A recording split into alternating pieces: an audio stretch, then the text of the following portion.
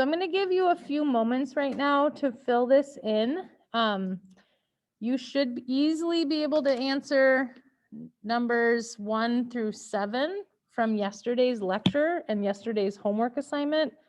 If you're like, I don't remember what a genotype is, you could go back up to your notes and look at your vocab notes. We just took these yesterday. We looked at what a genotype was, what a phenotype is, and so on. So I'm going to give you a few moments to do that. This bonus question, that one might be a little bit tricky. So you can take a try at it, but so I'm going to give you a couple moments here to do this warm up. What did you guys write down?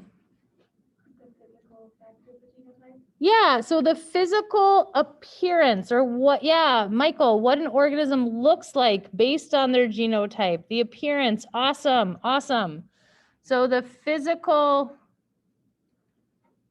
appearance, I'm writing physical because that's how some people remember phenotype, PH, phenotype, physical, phenotype, physical, phenotype. So this is based on the genotype. What does the organism look like, right? Okay, what is an allele then? An allele. This is kind of a tough one.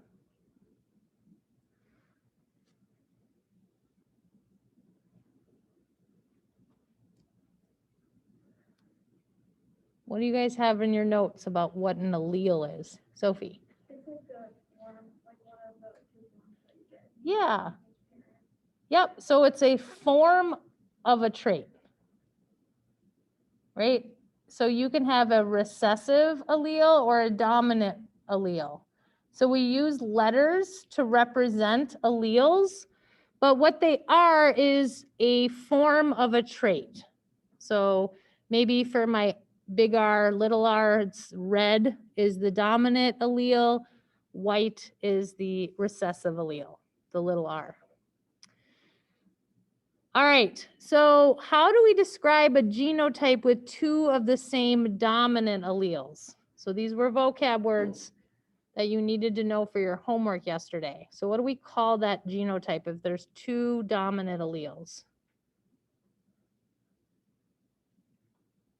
Remember, same.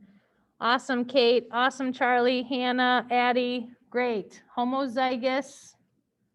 So remember, homo means same, homozygous. And because they have two dominant alleles, it's homozygous dominant. So this would be like big R, big R.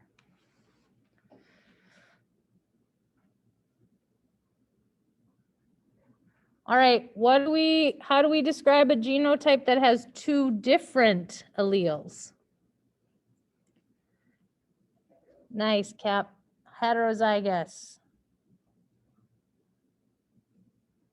Sorry, you direct messaged me. I didn't mean to say your name out. Awesome. Hetero. So hetero means different, right?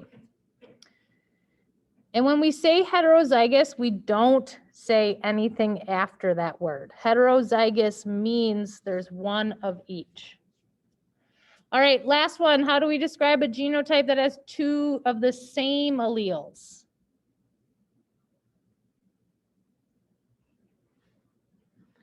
Yep, so homozygous again. But if they're two of the same recessive alleles, we say homozygous recessive. And if we want to carry on our example here.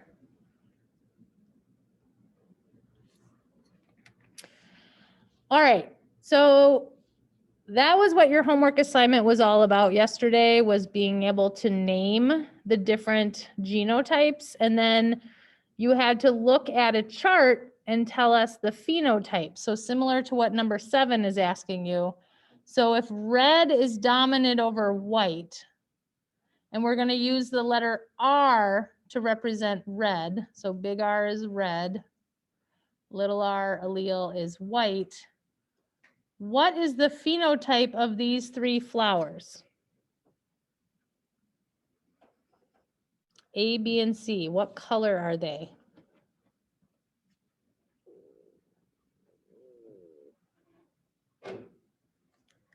What's big R going to be? What color flower? Red, right? This will be red. What about big R, little r? Red. Also red. And then little r will be white. Remember, the only way to see a recessive phenotype is if you have a homozygous recessive genotype. Okay, so the only time you're going to see if there's even one dominant allele, it's going to cover up the recessive allele, as in the case of the heterozygous. All right, so what is a purebred and what is a hybrid? So we're still talking about genotypes here. So when have you ever heard the word purebred? With dogs, right? So if you say you have a purebred golden retriever, what that means is that golden retriever's parents were golden retrievers. Its grandparents were golden retrievers. Its great-grandparents were golden retrievers. Okay, all of the ancestors were all the same. And in genetics, we call a homozygous genotype purebred, because all that person can give to their offspring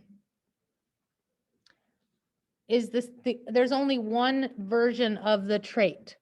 So we say if something is purebred red, like in the case of this example up here, purebred red, that means they're homozygous dominant. If we say they're purebred white, that means they're heterozygous recessive in the flower example. All right. I drive a hybrid car. What does that mean? What does my car do? Gas and electric, right? So I'm not talking about hybrid cars here really, but gas and electric. So it runs on electric sometimes, and then it switches over to gas. Sometimes it goes to electric. When we're in genetics, when we're talking about hybrids, we're talking about a heterozygous.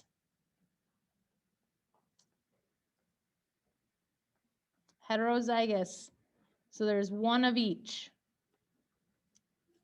So this will show up in homework assignments where it's going to say what happens if you cross a purebred red with a purebred white. And so you do need to know what those terms mean. It just means that they only have one version of the allele. So they're homozygous for that trait. All right, so let's get on to our notes for today. So we're gonna start off by looking at a trait for height.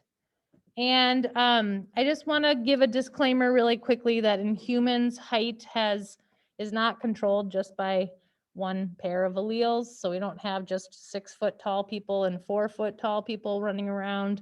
But in Mendel's day, when he was looking at pea plants, he did notice that you were either a tall pea plant or a short pea plant. So we're going to use this as an example, but in humans, it's not exactly correct.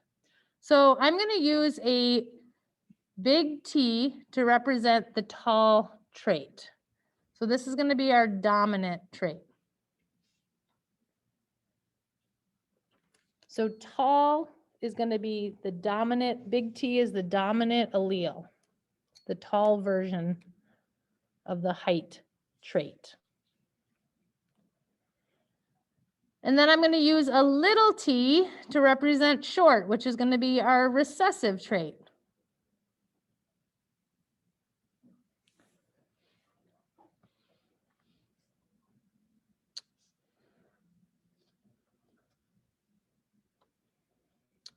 So there are 3 possible genotypes out there for tall, for the height trait.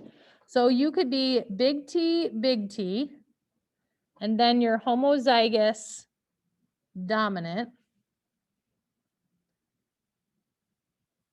And here's that term pure. meaning you only have the big T allele. You're purebred for tall. An individual could be heterozygous for tall, where they have a big T, little t. And there's that term hybrid that I was just talking about. Or you can have a little t, and that person is homozygous recessive. So these are the 3 possible genotypes out there.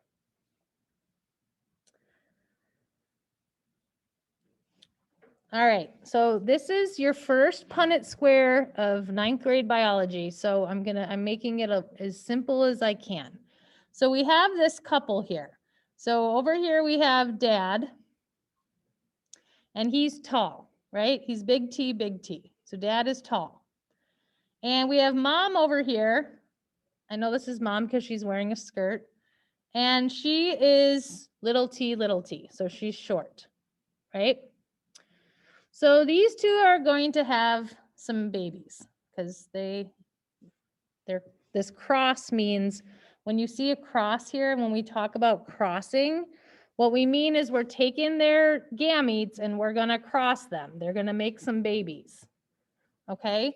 So when we're setting up a Punnett square, what we're doing is we're taking those parents' alleles and we're separating them into their sperm and eggs. So this is dad over here, big T, big T.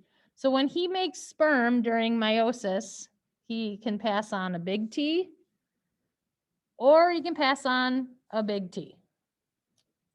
So his sperm are only going to have one of the letters, right? Not both. You don't pass on both to your offspring. You only pass on one. So dad is going to give one of his big T's to his offspring. Now mom over here, this is her eggs. So here's mom. And during meiosis, she could pass on little t to her offspring or little t. You can only pass on the alleles that you have to give. And these 2 parents are purebred for tall. Dad's purebred for tall and mom is purebred for short. So that's all they can pass on is their one type of allele. All right, so now we're gonna make some babies here, right? So when we fill in a Punnett square, we take mom's egg and dad's sperm and we make the baby here in this first square. So we just bring the letters down and across to the right. So this first baby here is going to be big T, little t. And we always write our dominant allele before our recessive allele. Just like when you capitalize something in the English language, you always capitalize the first letter. Always that happens with genetics too. So the same thing over here, we're going to take mom's little t and dad's big T and we're going to bring them together. And then we just go through and do that each time and make those 4 babies.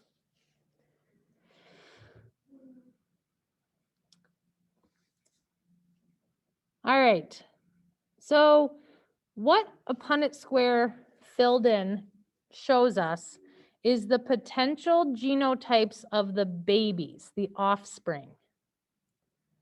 So for this cross of these 2 parents, the genotype, so remember that's the alleles that the babies have, of all of the offspring, all 4 of them is what? What is the genotype of all 4 of the offspring?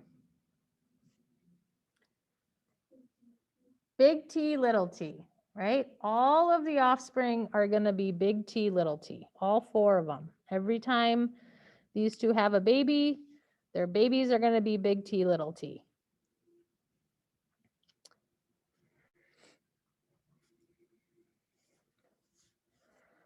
All right, so the phenotype or the appearance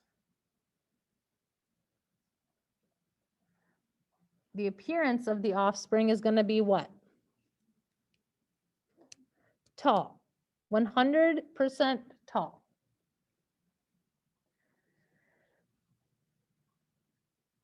Can these two parents have a short baby?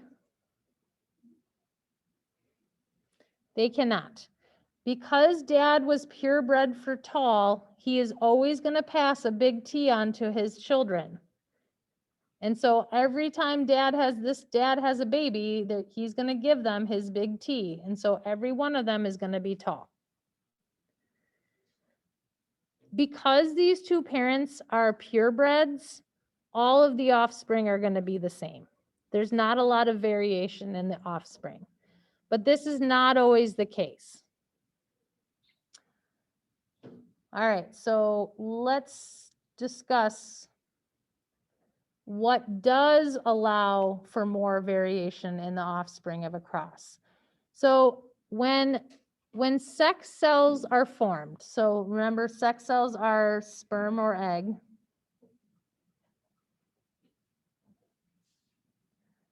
When they form, during what process? Do you guys remember from yesterday what the process was called that makes sperm and egg? Meiosis, yep. Meiosis. Something happens that's called independent assortment.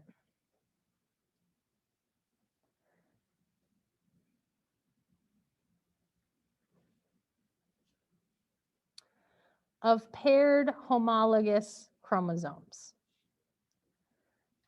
So I will explain what that means in just a second here. So I'll let you write that down.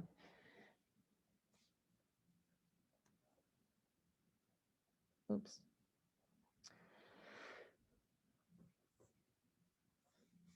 So it was Mendel again who coined the term independent assortment.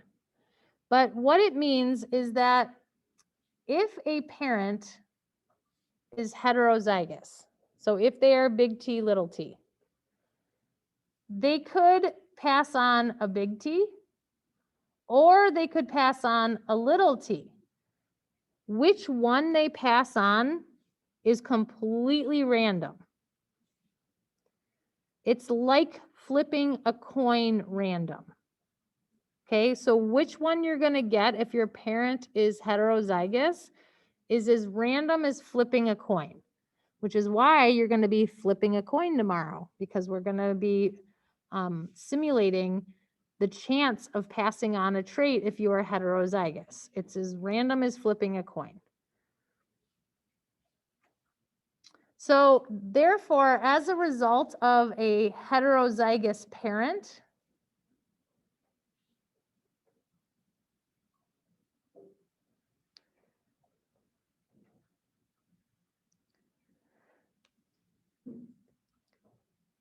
new combinations and more variation occur in the offspring.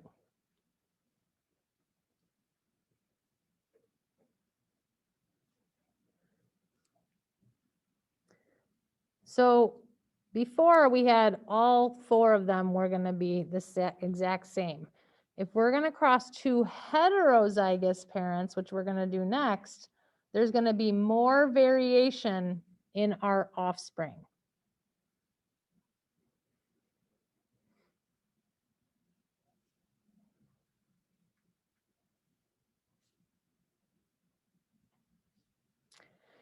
All right, so let's do this. Let's set up this Punnett square with these two heterozygous parents. So just like we did before, we're going to separate the two alleles for each parent, and we're going to write one allele at the top of each square. So I've taken off the sperm and the egg, but that's what it represents. And we're going to do the same over here with this parent. So big T, little t.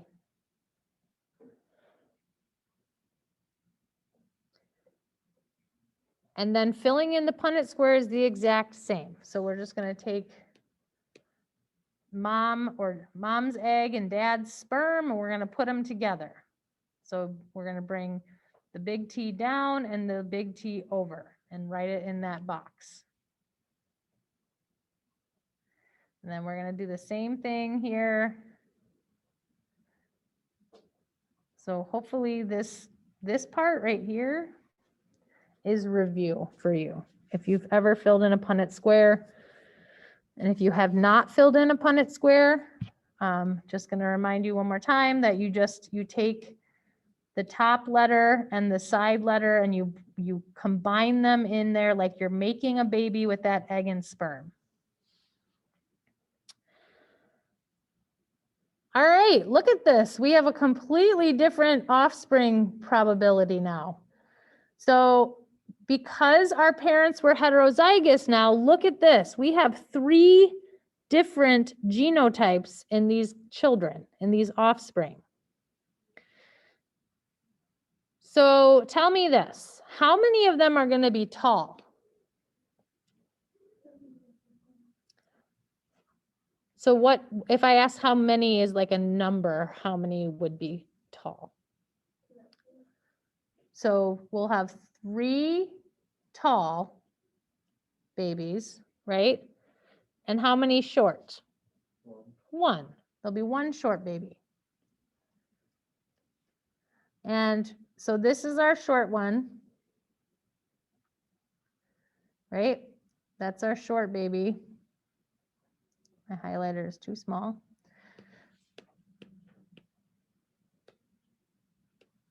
And then these 3 will be tall, right? Now, I want to quickly say that this doesn't mean that this couple is going to have 4 children, okay? And it definitely doesn't mean if they have 4 children, 3 of them are going to be tall and there will be 1 short. This couple could have 10 children and all of them could be short. That would be really, there's not a high probability of that, but it is possible. So what we're looking at here is what is the possibilities? What is the math equation for the probability of their offspring being tall or short? Okay, that's what a Punnett square is showing us. Now, I told you at the beginning of class that we're going to learn how to determine a genotype and a phenotype ratio.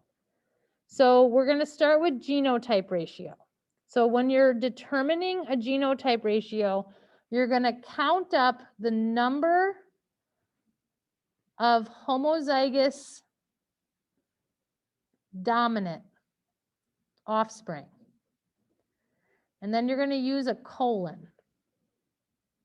Okay, colon is a math sign, 2 dots, one over the other. So you're going to count up how many are of the offspring are homozygous dominant. Okay, that's the first number of the ratio, and it has to be in this order. Okay, this order is very, very important, so please take note. The second number is the number of heterozygous babies. So you're going to count up, literally just 1, 2, 3, 4. You're going to count them. How many are heterozygous? That's your middle number. Your third number is going to be how many, the number that are homozygous recessive.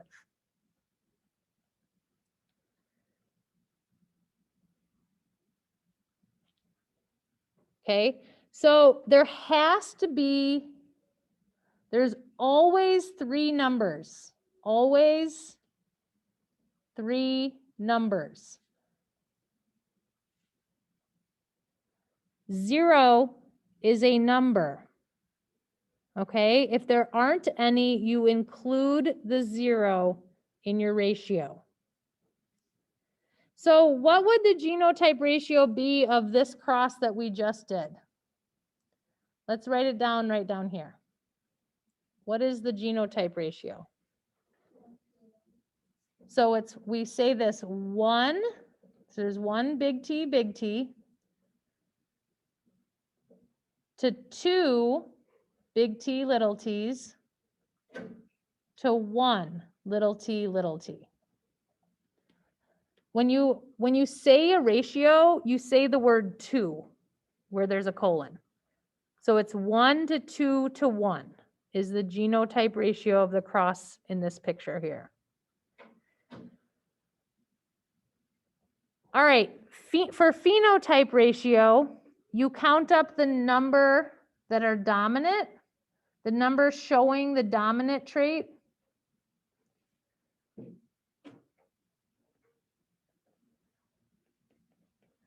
Two, so we're going to draw our colon again, the number showing the recessive trait.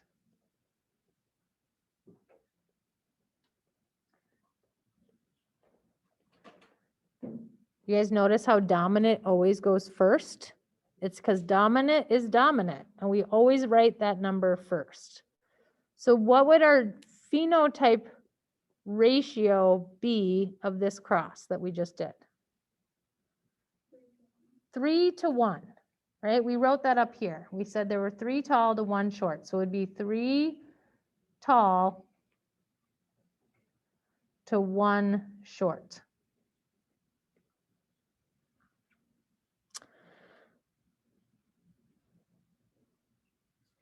When you're doing your homework, if you do not include zeros, if there's a 0 involved, you're going to get it wrong every time. So phenotype ratio always has 2 numbers.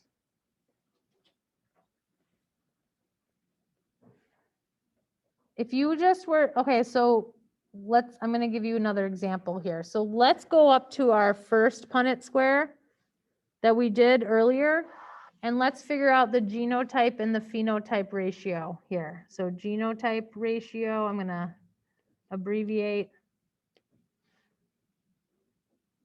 So who thinks they know the genotype ratio of this first cross we did?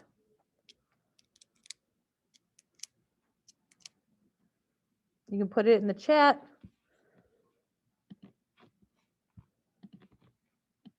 Yeah, Oliver. 0 to 4 to 0? Yes, 0 to 4 to 0. So we have 0 big T's. We have 4 heterozygous, and we have 0 little t, little t. If you just write 4, that doesn't mean anything. You must include the zeros so that we know where the 4 is. Okay, you need to include the zeros in your ratios if there are zeros. 0 is still a number. You must include it. What would our phenotype ratio be of this cross? 4 to 0. Yep. So 4, there's 4 tall to 0 short.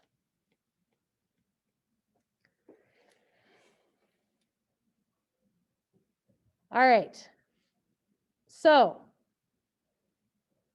in your homework today, I'm just going to show this to you. In your homework today, you are doing exactly what we just said, what we just did. So you're going to be given the parents' genotypes, and you're going to have to set up the Punnett square. Okay, that's for half of a point. And you're going to fill in the Punnett square, right? So I'm going to just write this first one here. So you're going to fill this in. And you got to be really careful because sometimes you think you're really good at Punnett squares and it's easy to make mistakes. Okay, so this is going to be worth a half a point, just filling in the Punnett square. Then you need to write the genotype and phenotype ratio for every single question. There are 10 questions. So what I would do is I would write this down so I remember that I have to do it. Because what happens is a lot of people start going and they get really excited that they know how to do the Punnett squares, and they turn in this assignment and they didn't do any of the ratios, and they get a 5 out of 10. And they're like, what did I do wrong? I did that assignment. You didn't do the ratios.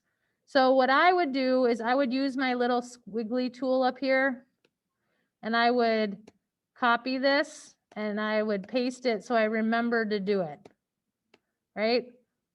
So this just remind me that I have to do this for all these homework assignment, for each of these questions, because it's really easy to forget, okay? Now, the first page is pretty easy because we give you the genotype of both the parents. The second page, we do not. Oops, sorry, I meant to erase that. The second page, we do not give you the genotypes, the alleles, but we tell you the words that describe the genotypes. Okay, so we're telling you homozygous dominant brown is crossed with a heterozygous brown mouse, and tan is the recessive color. So you have to choose letters to use. Remember what I said about some letters being harder to tell the difference of uppercase and lowercase. So make sure you're choosing letters that you can tell the difference between, okay? So for this one, I would use B's. But for this second one, where it's talking about white, I would not use W's, okay? Because which one of these W's is uppercase and lowercase? And when you start filling in a Punnett square, believe me, it gets real crazy in that Punnett square to tell the difference between W's. So I would use a different letter. I would, R's are really good. I wouldn't use W's.